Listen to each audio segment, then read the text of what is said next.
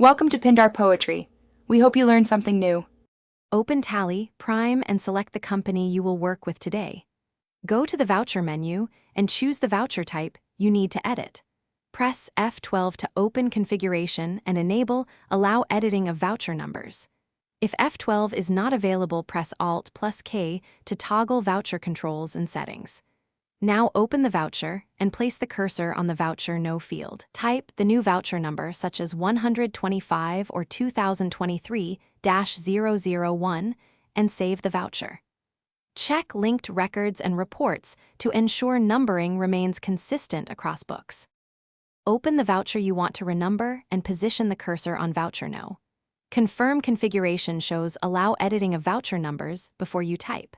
Use a consistent format like 2023-045 or 125 when entering numbers. Avoid duplicate numbers by scanning the voucher register for conflicts before saving. After typing the new number, press Enter to lock the value in the voucher. Save the voucher, and then open the voucher register to verify the new number appears correctly. Always take a backup of your company data before making bulk voucher number changes. If a user cannot edit numbers, check security controls and user permissions in company features. Use the voucher register to spot any duplicate or skipped serials after editing entries.